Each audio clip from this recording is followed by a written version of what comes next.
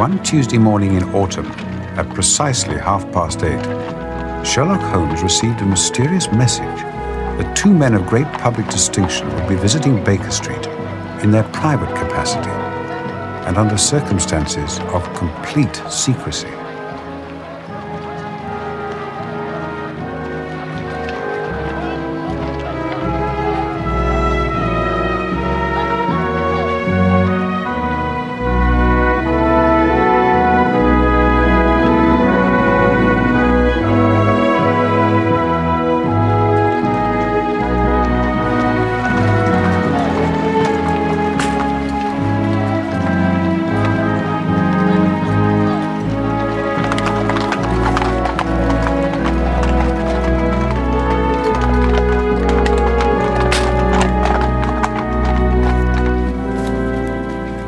Holmes, they're here.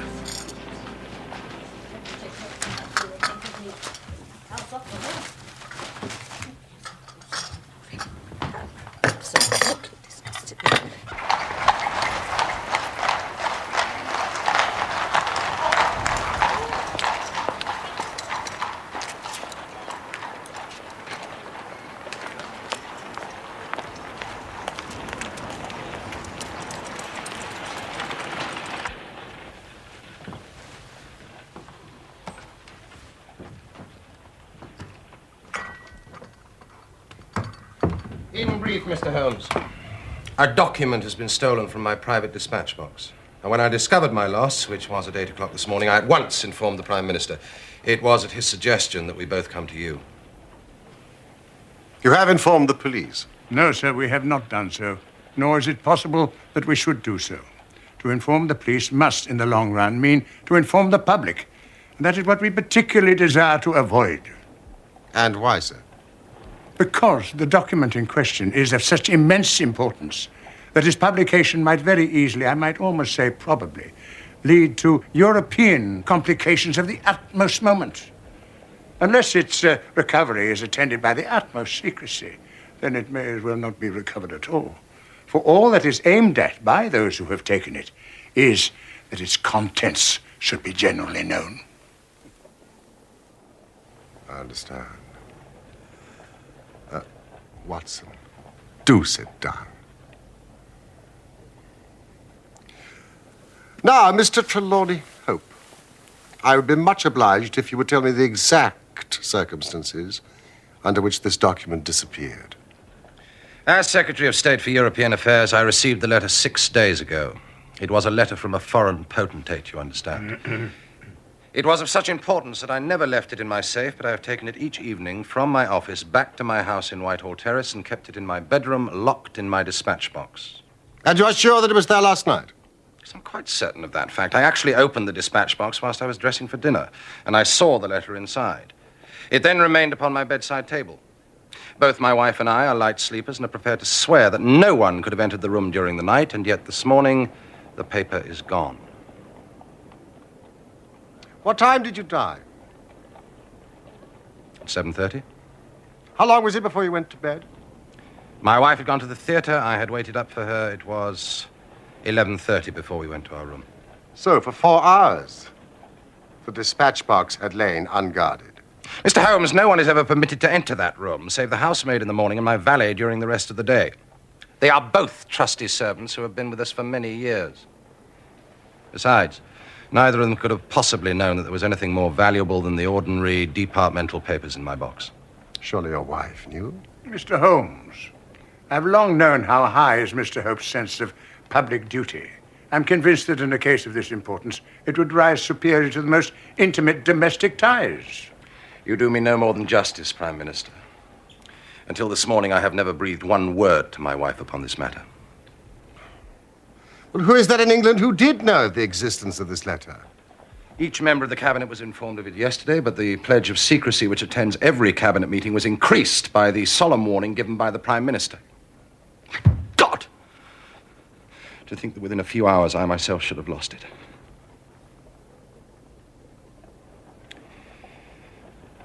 Besides the members of the cabinet, there are 2, possibly 3 departmental officials who know of the letter. No one else in England, I assure you. But abroad? I believe that no one abroad has seen the letter except the man who wrote it. I am well convinced that his ministers, that the usual official channels have not been employed in this case. Now, sir, I must ask you more particularly what this document is and why its disappearance should have such momentous consequences. Well, sir, Mr. Holmes, the envelope is a long, thin one of pale blue color. There is a seal of red wax stamped with a crouching lion. It is addressed in large, bold handwriting. Interesting and indeed essential as these details are, my inquiries must go more to the root of things. What was the letter? It is a state secret of the utmost importance, which we cannot tell you, nor do I see that it is necessary. If by the powers which you are said to possess you can find such an envelope as I've described with its enclosure, then you will have deserved well of your country and earned any reward which it is within our power to bestow. Gentlemen, you are two of the most busy men in the country. And in my own small way, I have a good many calls upon me. I regret exceedingly that I am unable to help you in this matter, and any continuation of this interview would be a waste of time. I am not accustomed, sir, to such.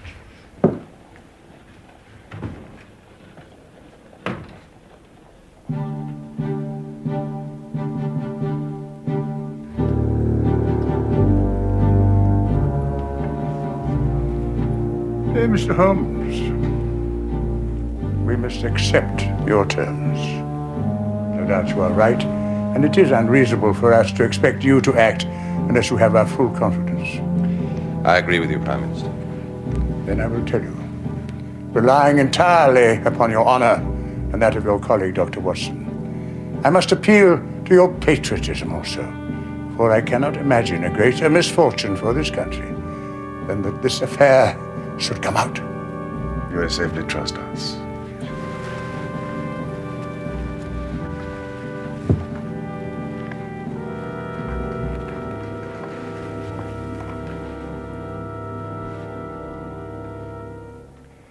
The letter, then, is from a certain foreign potentate who has been ruffled by some recent colonial developments of this country. It is written hurriedly and upon his own responsibility entirely. At the same time, it is couched in so unfortunate a manner that its publication would undoubtedly lead to the most dangerous feeling in this country. There would be such ferment, sir, that I do not hesitate to say that within a week of the publication of this letter, this country would be involved in a great war. And it is this letter which may well mean the expenditure of £1,000 million and the lives of 100,000 men.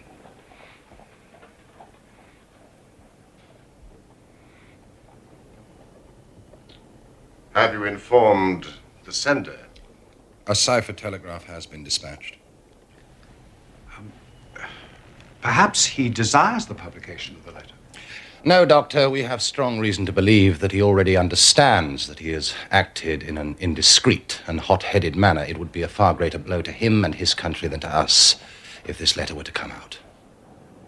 If this is so, in whose interest is it that the letter should come out? Why should anyone desire to steal it and to publish it? And there, Dr. Watson, you take me into the realms of high international politics. But if you consider the European situation, you will have no difficulty in perceiving the motive. The whole of Europe is an armed camp. Great Britain holds the scales. If Britain were driven into war with one confederacy, it would assure the supremacy of the other, whether they were joined in the war or not. So it is the enemies of this potentate who want to secure and publish this letter so as to make a breach between his country and ours? Yes, sir. And to whom would the document be sent if it fell into the wrong hands? To any of the great chancelleries of Europe. It is probably speeding its way thither at this present instant as fast as steam can take it. It is your misfortune, my dear fellow. No one can blame you. There's no precaution which you've neglected.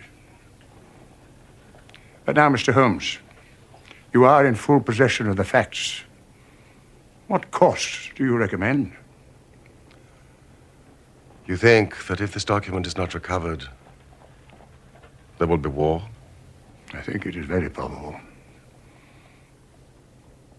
Then, sir, prepare for war. That is a hard saying, Mr. Holmes. Consider the facts. There seems no doubt this document was taken between 7:30 and 11:30 yesterday evening, so where can it be now? No one has any reason to retain it. It has been passed from hand to hand rapidly to those who need it and who will pay well for it. What chance do we have to overtake it or even trace it? It is beyond our reach.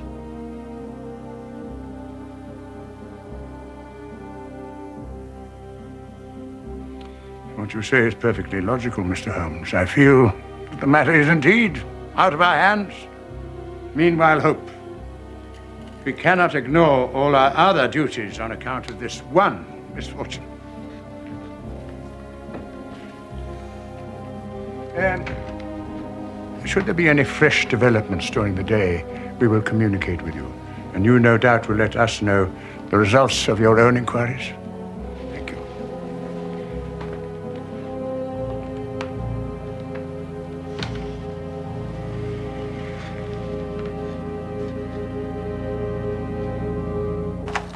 Telegram! Westminster murder!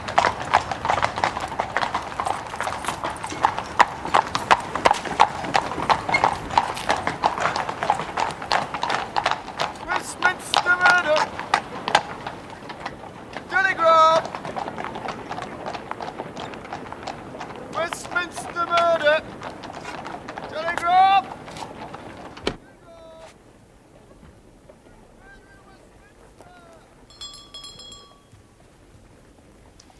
The situation is desperate, but not hopeless.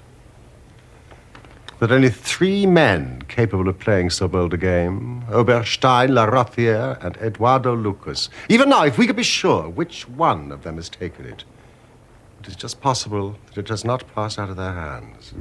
It's a question of money with these fellows, isn't it? We have the British Treasury behind us. Oh, if it's on the market, I'll buy it. If it means another penny on the income tax. Come in. Excuse me, Mr. Holmes. Mrs. Hudson, what is it? Lady Hilda Trelawney Hope. Show her in.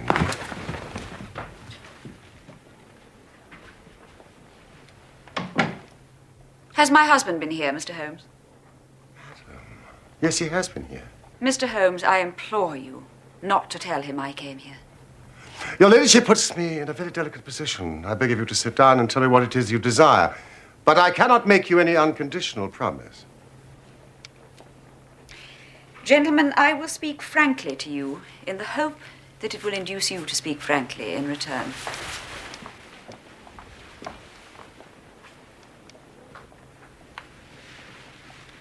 There is complete confidence between my husband and myself in all matters except one. That one is politics. On this, his lips are sealed. He tells me nothing.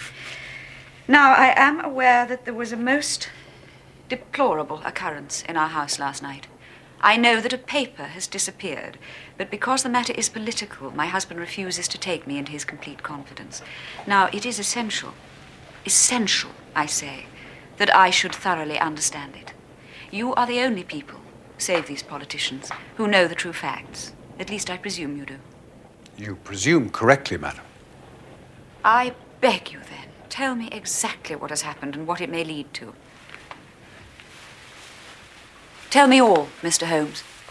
Let no regard for my husband's interests keep you silent, for I assure you that his interests, if he would only see it, will be best served by taking me into his complete confidence. What was this paper which was stolen? Madam, what you ask me is really impossible. You must see that this is so. I mean, if your husband thinks fit to keep you in the dark over this matter, is it for me, who has only learned the true facts under the pledge of professional secrecy, to tell what he has withheld? It is not unfair to ask it. It is he who you must ask. I have asked him. I come to you as a last resort. But without your telling me anything definite, you may do me a great service if you would enlighten me on one point. What is it, madam? Is my husband's political career likely to suffer through this incident? Well, let me say that if it is not put right, it may have a very unfortunate effect. Oh.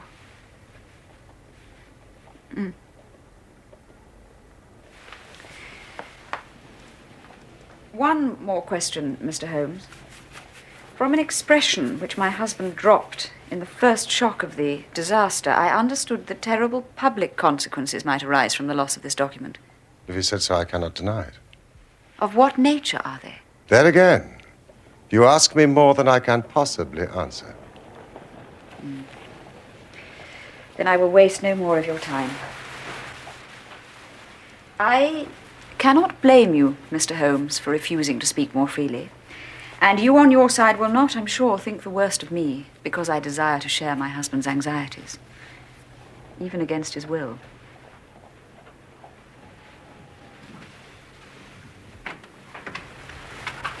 Once more, I beg you will say nothing of my visit.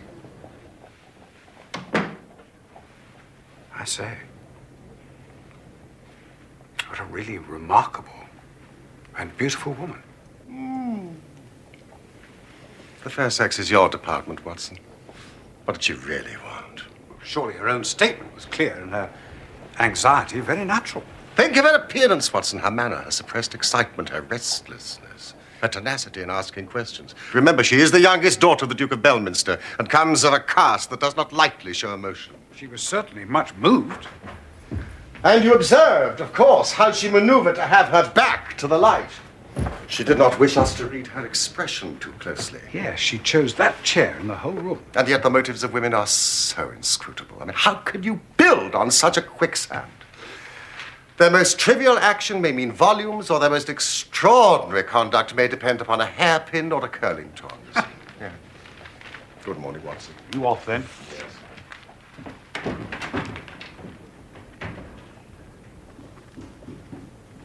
Holmes!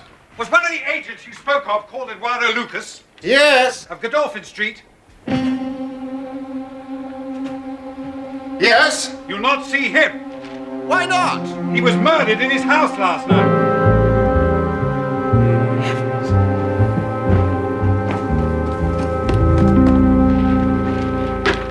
Does it say murdered? Murder in Westminster, crime of a mysterious character. Eduardo Lucas, unmarried, 34, well known in society circles on account of his charming personality. Valet out for the evening. They always are. Elderly housekeeper sleeps atop of the house, heard nothing. They never do. Just before midnight, Police Constable Barrett saw door ajar, found Lucas's room in disorder. Lucas stabbed to the heart. Let me see. Prussian military dagger. Robbery does not appear to be the motive. Valuable collection untouched. What do you make of this, Watson? Well, it's an amazing coincidence. Coincidence? Here is one of the three men we have named as possible actors in this drama. And it meets a violent end during the very hours we know that drama is enacted. The odds are enormously against it being a coincidence. The two events are connected. Must be connected. It is for us to find the connection. By now, the police must know all. No, not at all. They know all they see at Godolphin Street. They know and shall know nothing of Whitehall Terrace. Only we know of both events and can trace the relation between them. It is with the late Eduardo Lucas that the solution to our problem lies. But it is a capital mistake to theorize in advance of the facts. Do you stay here, my good Watson? I will join you when I'm able.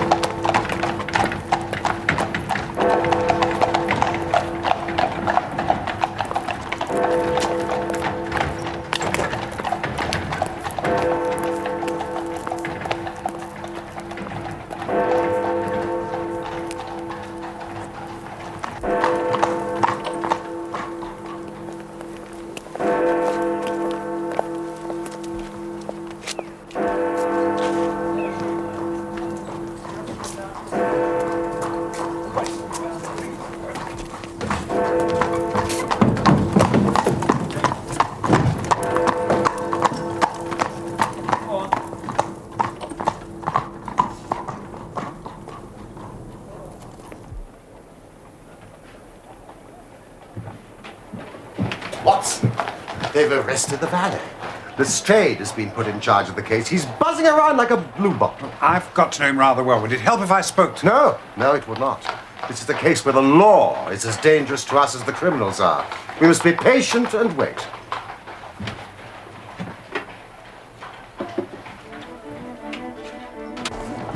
Lieutenant! Lucas murder case! Evening Lieutenant! Lucas murder case! Suspect released! Murder case! Lieutenant! Suspect released! Evening Standard! Lucas murder case!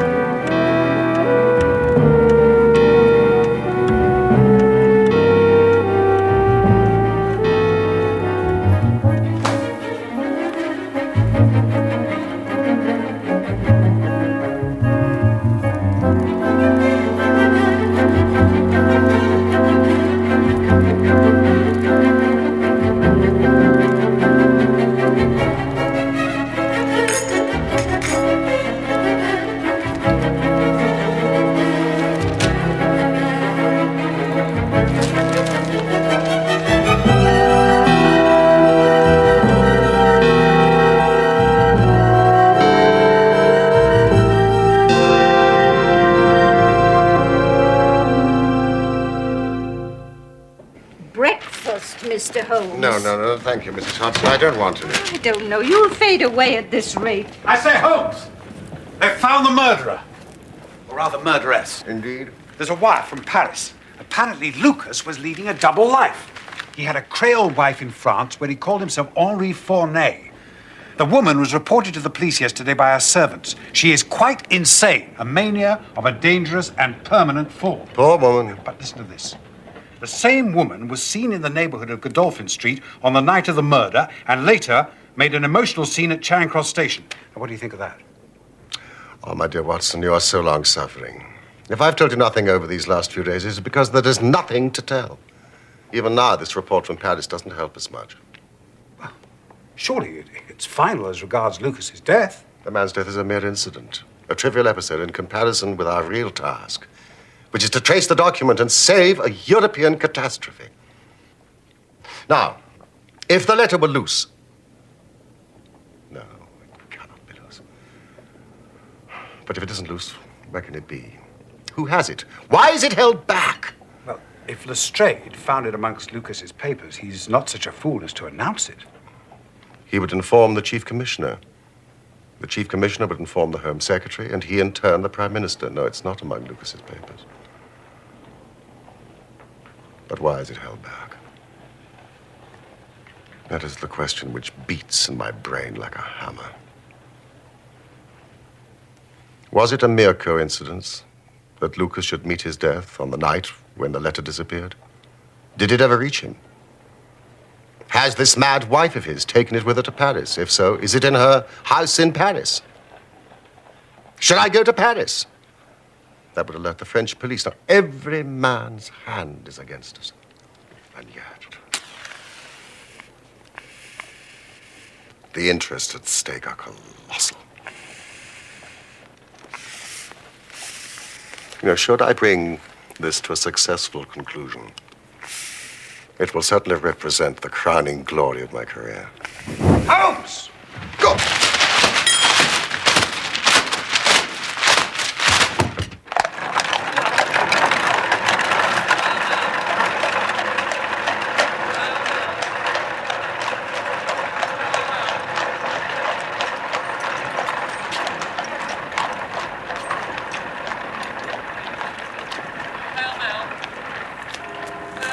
Thank you. There you go, Gov. Thank you. Hail, hail. Mr. Holmes! Dr. Watson! Hail,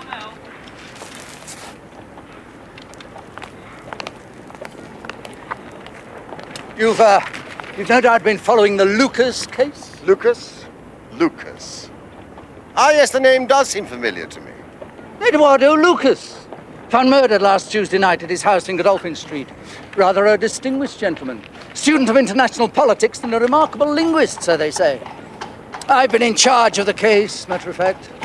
Not an easy task by any means. Some delicate problems, you understand. But with the aid of our French friends, I've been able to bring the case to a satisfactory conclusion. All the loose ends tied up. Oh, we've got it. Clear as if we'd seen it. Oh, congratulations, Lestrade. Another feather in your cap. Thank you. Yes, indeed. Before you go, Mr. Holmes, it's a mere trifle, but the sort of thing you take an interest in. Queer, you know, what you might call freakish. It has nothing to do with the main fact. Can't have on the face of it. What is it then? Well, if you gentlemen could come down to Godolphin Street, I think I could explain it better on the spot. For a few minutes, perhaps? Oh, good. It's only just round the corner. Thank you, cabby. Keep the change.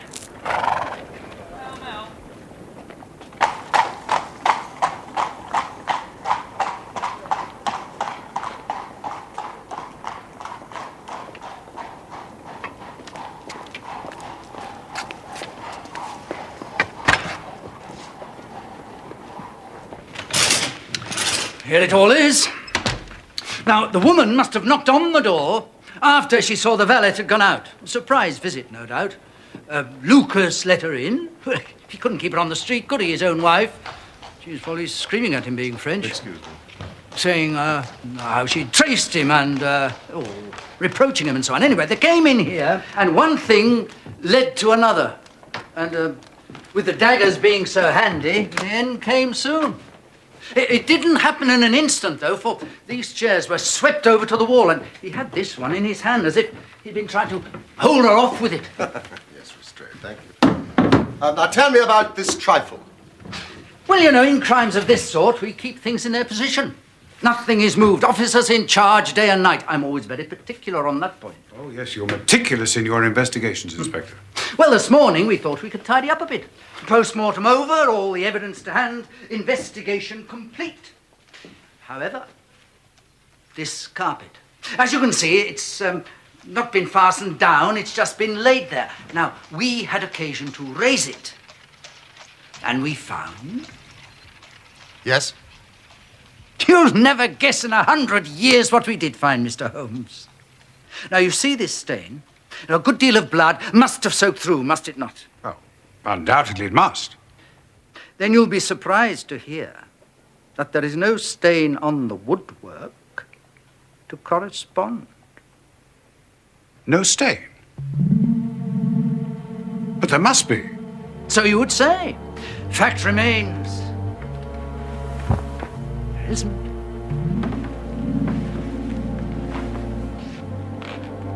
But the underside is as stained as the upper. It must have left a mark. Now I will show you the explanation. There is a second stain, but it does not correspond with this one. Dr. Watson, will you take that side of the carpet? Now we will move round in an anti-clockwise direction.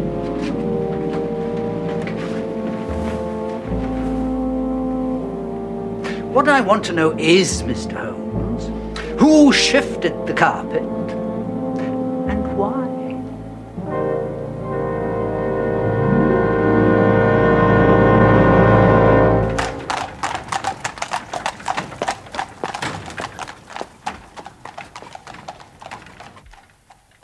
Lestrade, who was on duty the day after the murder?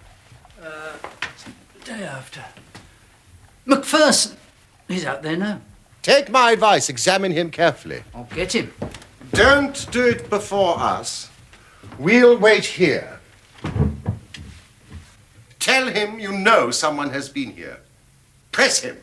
Tell him a full confession is his only chance of forgiveness. Do exactly as I tell you. But George, if he knows, I'll have it out of him. Watson, quickly the tape.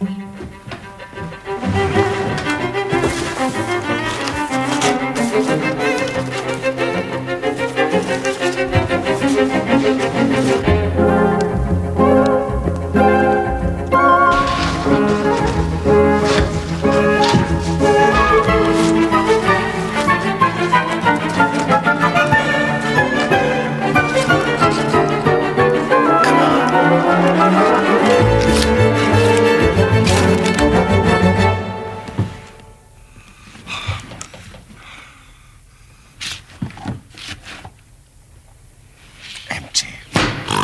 Holmes!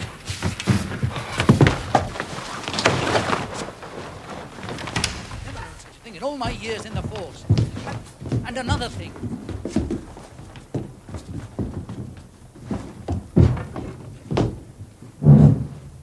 In here, Constable. Macpherson, how's the family? Very well, thank you, sir. Well, come on, out with it. Let these gentlemen hear of your inexcusable conduct. Well, I meant no harm, sir, I'm sure. This young woman came to the door answering an advertisement about typewriting. It was mistook the house, she said. Well, we got talking, sir. You know how it is. It's a bit lonely when you're out there on duty all day. What happened, Macpherson? Well, sir, we got talking about the crime. She had read about it in the paper, she said, and wanted to see what it was done. So I saw no harm in letting her have a wee keek. She got just about in the door there, spotted that mark on the carpet, and down she dropped on the floor and lay for dead. And no wonder. Go on, Macpherson. Well, sir, I was away around at the Ivy plant for some brandy, and by the time I had brought it back, the young woman had... Well, she wasn't here anymore. She had recovered and was off. Ashamed of herself as like as not, and dared to not face me.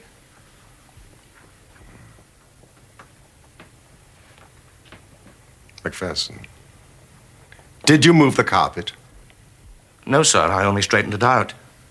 You see, she'd fell on it, and the polished floor being slippery. Let that be a lesson to you, Constable, that you can't deceive me. No doubt you thought your breach of duty would never be discovered. Yet a mere glance at that carpet was enough to convince me that someone had been admitted to this room. Lucky for you, my man, that nothing's missing. Otherwise, you'd find yourself in Queer Street. That'll do. Watson, what are we doing here? We have work elsewhere, not a feather in your cap, Lestrade. Oh, thank you, Mr. Holmes.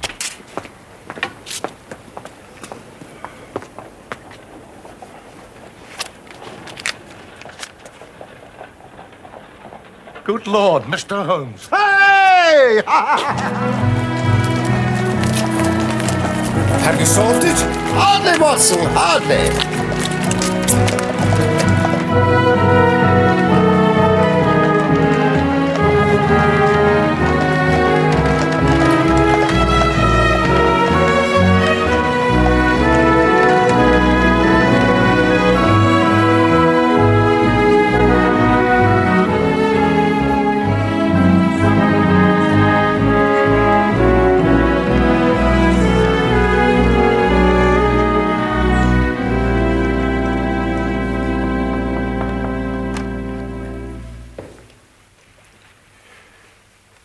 Two gentlemen wish to speak to you, milady.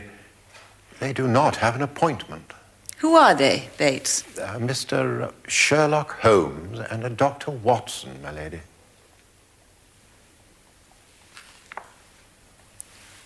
Very well. You may show them in.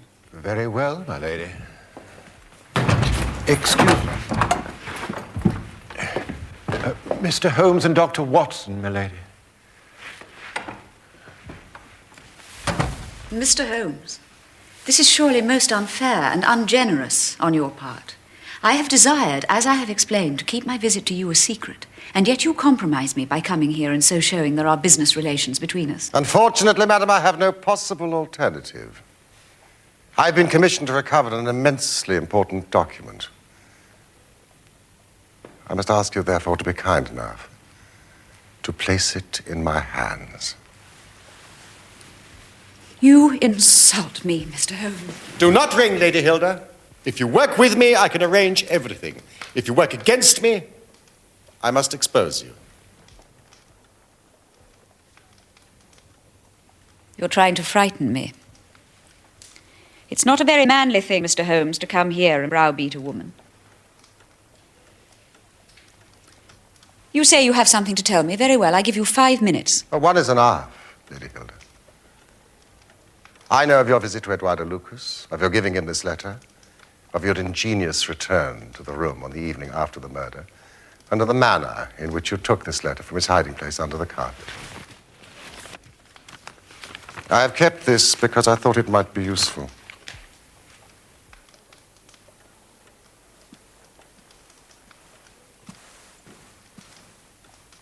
The policeman recognized you.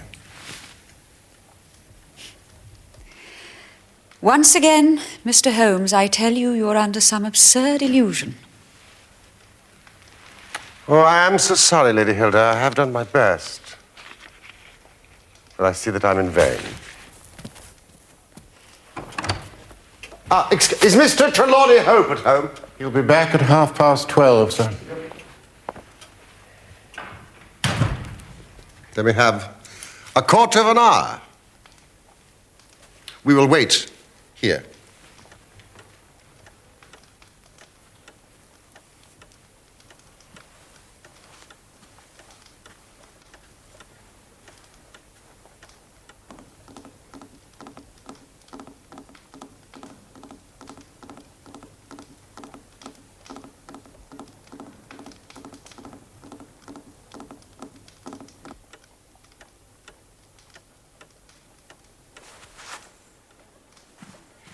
Oh, spare me, Mr. Holmes, spare me.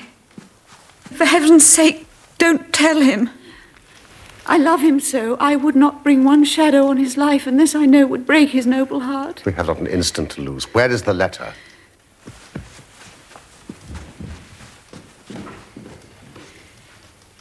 Here it is. Wish to heaven I'd never seen it. And the dispatch box? With my husband. Wherever he goes, he takes it with him. We have only a few minutes left. Now, Lady Hilda, I'm going far to screen you.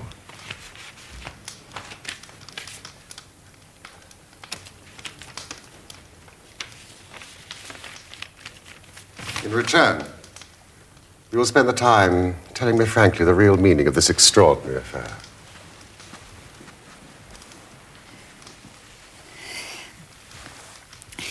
It was on the afternoon of that day, that terrible day.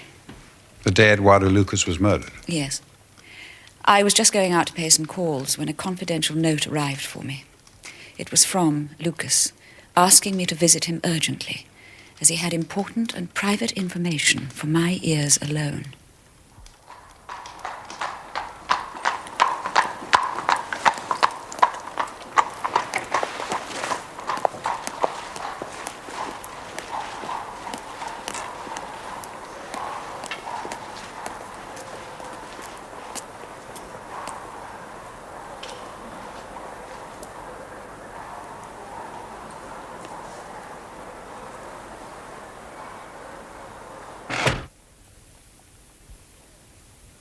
He had obtained, in some way, a letter of mine, Mr. Holmes. An indiscreet letter, written before my marriage. Foolish letter, the letter of an impulsive, loving girl. I meant no harm, yet my husband would have thought it criminal. Had he read that letter, his confidence would have been forever destroyed. It's years since I wrote it. I thought the whole matter was forgotten.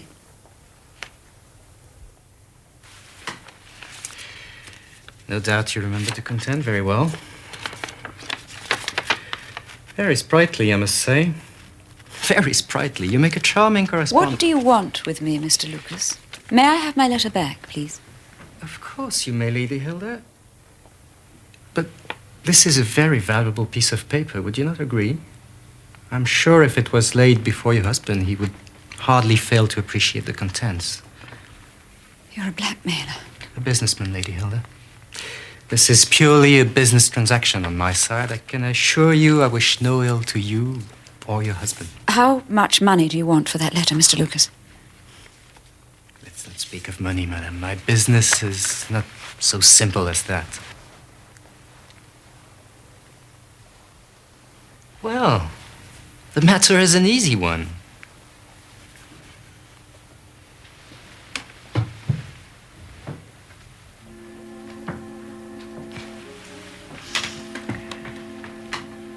Every evening, when your husband returns from his ministry, he brings with him his private dispatch box. Is that not so? Yes. When he comes home tonight, this box will contain a long blue envelope sealed in red wax with a crouching lion stamped on it. Bring me that long blue envelope with its contents, and I will return you this. But My husband. No harm will come to him, I can assure you. Put yourselves in my position. What was I to do? Take your husband into your confidence. I could not, Dr. Watson, I could not. On the one side seemed certain ruin. On the other, terrible as it seemed to take my husband's paper, in a matter of politics I could not understand it, while in a matter of love and trust it was only too clear to me.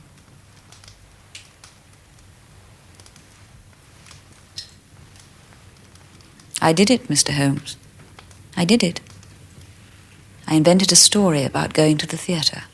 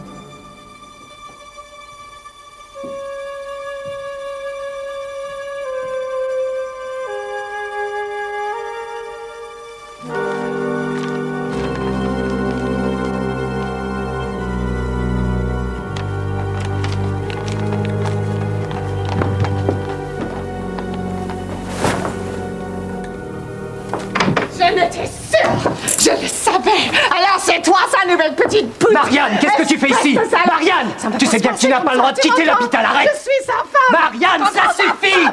Je t'apprends! Marianne, ne me touche! Ne m'en touche pas! Est-ce que tu vas arrêter? Ta pute! J'en ai assez! Tu m'entends? Je te pardonnerai!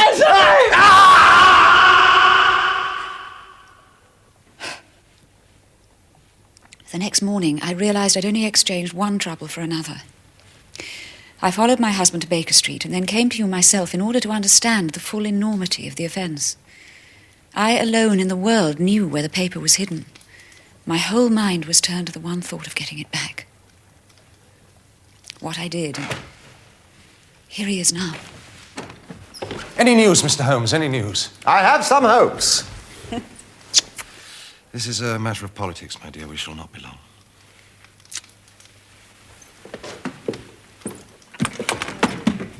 The Prime Minister is lunching with us. May he share your hopes. He has nerves of steel, and yet I know that he's hardly slept since this terrible event. Mr. Holmes has some news for us, sir. Ah. What have you to report, Mr. Holmes? Purely negative as yet. I have made inquiries at every point where it might be, and I'm sure there is no danger to be apprehended. That's not enough, Mr. Holmes. We cannot live on this volcano. We must have something definite. I have high hopes of getting the letter back. That is why I'm here.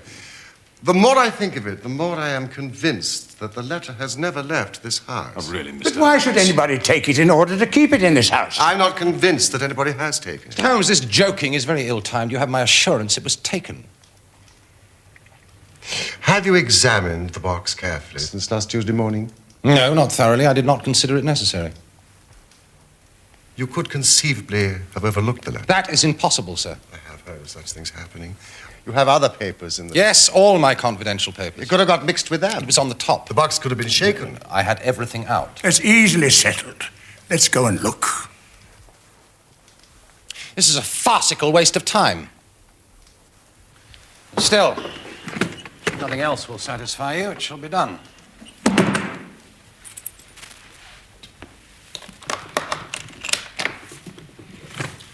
Here you are, all my confidential papers, as you can see. It's a letter from Lord Merrow, report from Sir Charles Hardy, memorandum from Belgrade, that's the one we were discussing this morning, Prime Minister. Note on the Russo-German grain taxes, letter from Madrid, note from Lord Flowers on...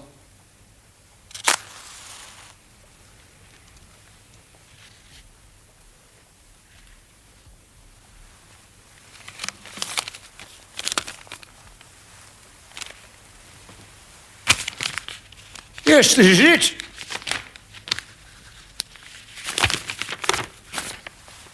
And the letter is intact. Remarkable. This is inconceivable. Impossible, Mr. Holmes. Hilda! How did you know it was here? Because I knew it was no one else. I cannot believe my eyes! Hilda, we have found the letter. I know it is difficult for you to understand, but it is the most wonderful news. It's quite extraordinary. I went through every paper in here. I checked and I rechecked. It's incomprehensible that I should have overlooked it in this manner.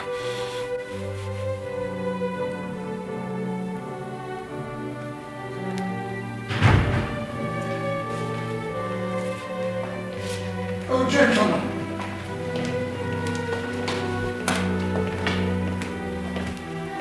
Come, there's more in this than meets the eye. Our Prime Minister, we too have our diplomatic secrets.